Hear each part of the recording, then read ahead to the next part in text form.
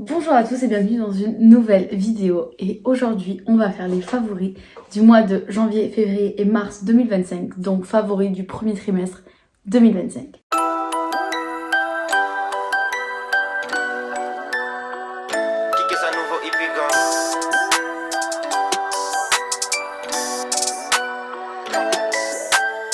La première catégorie de ces favoris, on va dans la salle de bain où je vais vous parler de deux produits. Le premier est un produit que je vous ai déjà parlé ici, il s'agit de la brume parfumée corps de chez Yves Rocher à la vanille orchidée. Depuis que je l'ai ouverte, je la mets quasi tous les jours et vraiment mon petit plaisir ultime parce que les brumes parfumées, c'est pas des produits qui restent aussi bien sur le corps que des parfums, c'est pas du tout la même composition, c'est pas du tout le même pour moi utilisation. Et moi ce que j'aime faire, c'est quand je suis à la maison, de temps en temps dans la journée, je vais à la salle de bain, 3-4 petits pchits, ou le week-end si juste on va faire des courses ou quelque chose comme ça, pas quelque chose qui nécessite une grande mise en beauté, ben j'aime bien dans ces moments-là pchiter un peu de cette brume. C'est mon petit plaisir à moi, je l'adore, je la trouve incroyable. Sur une bouteille de comme ça, je crois que j'ai déjà utilisé bien ça, vraiment. Et j'adore l'odeur, elle est très fraîche, très rafraîchissante, tout en restant un petit peu dans le fait estival puisque ça reste la collection de Noël de l'année 2024. Donc pour moi, j'adore. De toute manière, les brumes corporelles Yves Rocher parfumées, je les achète quasi toutes, en tout cas les éditions limitées, et je les utilise toutes. Deuxième produit dans la salle de bain, c'est un sérum pour lequel j'ai eu un coup de cœur dès la première utilisation. Il s'agit d'un sérum de la marque COS que j'utilisais matin et soir sur mon visage. Et je sais pas, mais il y avait quelque chose avec ce sérum qui faisait que déjà au niveau de l'application ou encore au niveau du rendu sur le visage et de beaucoup d'autres choses, de l'odeur, de l'efficacité, de tout ce que vous voulez. Bref, ça a été un coup de cœur. J'ai terminé ce produit, donc vous en entendrez bien sûr parler dans ma prochaine vidéo produit terminé.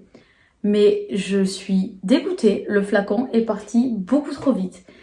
Je n'ai pas regardé, parce que je l'ai reçu dans une box, je n'ai pas regardé le prix à l'achat d'un flacon de ce sérum, mais il y a des grandes chances que je me renseigne quand j'aurai plus de sérum en stock pour possiblement me l'acheter si c'est pas hors de prix, parce que je vous avoue que les sérums, la marque COS, je sais pas trop ce que ça représente en termes de coût, donc il faut que je me renseigne, voilà. Mais j'ai eu un coup de cœur pour ce produit, il est extraordinaire et je suis vraiment dégoûtée de l'avoir terminé. Prochaine catégorie, on part sur de la lecture. J'ai eu quelques favoris de livres au cours de ces 3 derniers mois, mais juste 3 en fait, un par mois.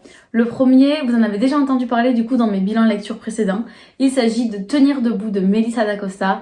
Je vous laisse vous référer si vous voulez plus de détails à la vidéo bilan lecture du mois de janvier, mais il s'agit du dernier roman de Melissa d'Acosta. Et ce roman en fait m'a fait passer par toutes les émotions possibles de la gamme d'émotions. Il m'a tenu en haleine du début à la fin.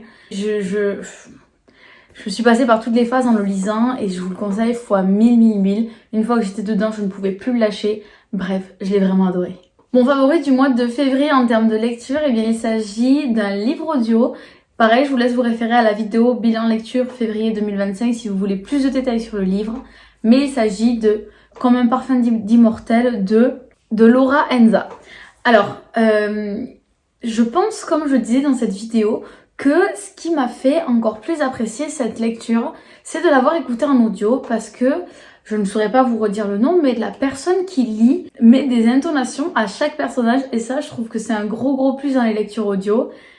Et là, franchement, les personnages qu'il y avait dans ce bouquin étaient hyper attachants.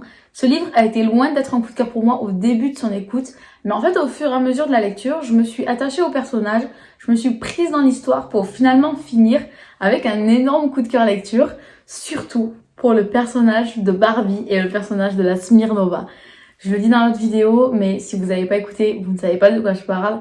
Gros big up sur elle et franchement, il faut que je me renseigne un peu plus sur ce que fait Lorenza en termes d'œuvres pour pourquoi pas découvrir autre chose de cette autrice.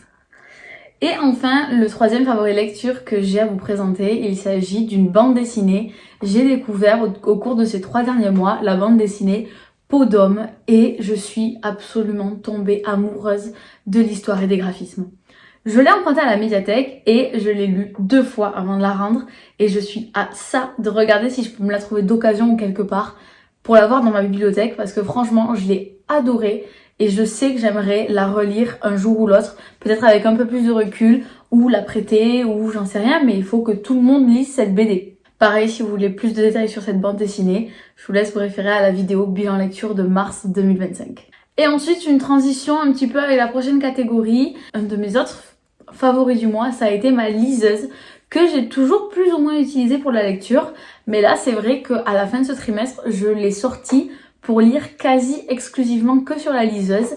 Et en fait, je me suis rendu compte que c'est quand même un objet assez pratique puisque on peut l'avoir vraiment partout avec soi. C'est très léger. Moi, en termes de liseuse, j'ai la Clara Kobo I2 qui est étanche et faite à partir de matériaux recyclés. Ça fait quelques années que je l'ai maintenant et je voulais absolument une liseuse étanche parce qu'en fait, quand je vais sur les marchés, je pouvais la sortir en temps de pluie et sans qu'elle ne risque rien, ce que je n'aurais pas pu faire avec un livre papier pour peur de l'abîmer, surtout si le livre ne m'appartient pas, qu'il est à la médiathèque ou que quelqu'un me l'a prêté, je me verrais pas en fait abîmer les affaires des autres. Les miennes non plus d'ailleurs, je les préserve au maximum, mais ça comme ça la liseuse, ça me permettait de pouvoir continuer à lire en temps de pluie et en fait vraiment je m'en sers absolument tout le temps. Parce que c'est hyper pratique, notamment le soir au lit, si j'ai envie de lire et que monsieur a envie de dormir, je lis sur la liseuse et lui, la lumière ne le gêne pas, ça fait pas mal aux yeux, ça fait pas mal à la tête, on peut régler l'écriture comme on veut, les interlignes, enfin on peut tout régler, la police d'écriture, tout ce qu'on veut. Et l'écran est rétroéclairé, donc c'est-à-dire qu'il n'y a pas de lumière bleue.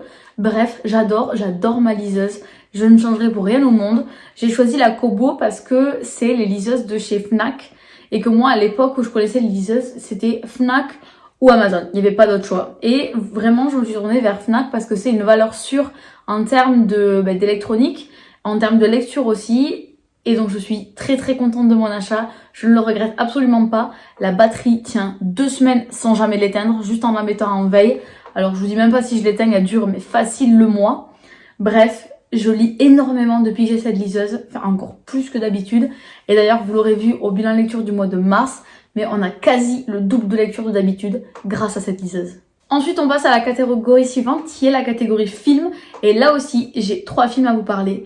Le premier, c'est Vaiana 2 que je suis allée voir au cinéma dès sa sortie. Et j'ai adoré ce film. J'avais adoré le premier bien évidemment.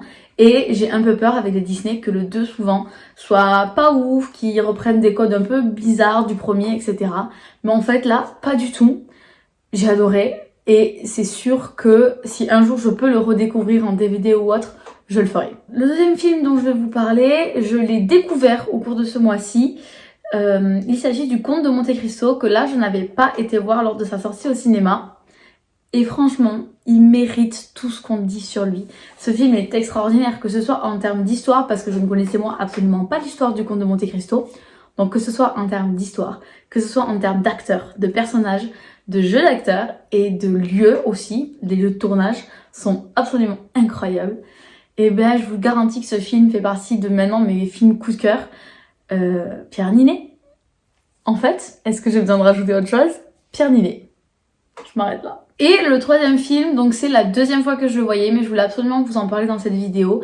Il s'agit de Emilia Pérez et lui aussi, il mérite absolument tous les louanges qu'on a pu voir et entendre sur lui. Emilia Pérez, je l'avais vu au cinéma lors de sa sortie l'année dernière et là il est repassé à la télévision sur Canal+. Donc oui, je l'ai regardé et oui, je l'ai autant aimé qu'au premier coup. C'est ce que j'aime par-dessus tout, au-delà de l'histoire qui est absolument dingue et incroyable, c'est en fait les plans de ce film, la manière dont ça a été tourné, la manière dont ça a été amené. Il y a tout un jeu aussi de comédie musicale dans ce film et c'est terrible. Et est-ce qu'on va vraiment parler du message qu'il porte? Allez voir ce film, il vaut vraiment le coup. Et pour les 3 films dont je viens de vous parler, je vous conseille de vous référer à ma vidéo film numéro 1 qui regroupe les 10 premiers films que j'ai vus à l'année 2025 et donc vous aurez plus de détails sur les 3 que je viens de vous présenter. On passe à la catégorie suivante qui est la catégorie cuisine et là j'ai 2 favoris à vous présenter. Le premier, ce sont des céréales. J'ai découvert mes céréales préférées, moi qui étais très Choc-à-Pic, Lion, Muesli. J'ai voulu tester les nouvelles céréales Lion qui sont sorties, il s'agit des Lion Wild. Et bien je vous garantis que depuis, je n'ai pas acheté une boîte de céréales d'une autre catégorie que celle-ci. Et ma plus grande peur, c'est de tomber en panne de céréales parce qu'elles sont absolument incroyables. Alors, pour clore tout débat, je mets d'abord les céréales, après le lait et je ne fais pas chauffer. Voilà, ça c'est ma technique, vous faites ce que vous voulez. Mais bref, c'est comme ça que je les aime. Et je les ai goûtés aussi crus, sans lait ni rien. Ça n'a pas le même goût, ça n'a pas le même intérêt, mais je vous garantis que dans du lait froid, c'est le meilleur petit déjeuner de la Terre. Et je dois me contrôler pour ne pas en manger ou goûter aussi, sinon je pense que je le ferai tout le temps, tellement j'aime ces céréales. Et le deuxième favori, là aussi, je peux vous référer à une vidéo si vous voulez plus de détails. Il s'agit de la T-Box. J'ai eu la chance à Noël d'avoir un abonnement de 3 mois à la T-Box. Je connaissais cette box, mais là, j'ai pu la redécouvrir grâce à mon cousin et ma cousine. Et gros coup de cœur pour les thés qu'il y avait à l'intérieur. Et gros coup de cœur pour certains thés que j'ai déjà terminés, en fait. Je sais pas si vous vous rendez compte, mais je les ai défoncés. Le thé noir à la banane, le thé noir à la pistache et le dernier, c'est un thé vert à la myrtille. Ça, c'est mes 3 préférés de cette thé box. Et je vous parle même pas des sachets que je suis en train d'essayer, parce que je suis encore loin de les avoir tout testés. Mais gros coup de cœur pour cette box de thé. Et je suis sûre et certaine qu'un jour ou l'autre, je reviendrai vers cette box une fois que j'aurai écoulé mon stock, puisque là, je vous garantis que mon tiroir à thé est bien plein. Merci, merci. Mais en tout cas, gros coup de cœur. Si vous voulez plus de détails et si vous voulez voir en détail ce qui se trouvait dans ces 3 box, je vous conseille d'aller voir ma vidéo, la T-Box. Ensuite, on passe à la catégorie moment. Et là, c'est vrai qu'on a vécu pas mal de belles choses dans ce début d'année. Notamment, vous l'avez vu dans certaines de mes vidéos, avec le chéri, on a adopté un petit chien, Mademoiselle Vaina, petit setter anglais qui a, à l'heure où je vous tourne cette vidéo, 5 mois. On l'a eu à l'âge de 2 mois, si je dis pas de bêtises. Et elle est absolument adorable. Ça nous apprend pas mal le rôle de parent, même si je pensais pas à ce point. Mais c'est vraiment un enfant en fait. Surtout si petit, il faut sans cesse avoir l'œil dessus. Et faut tout leur apprendre, faut l'adresser, bref.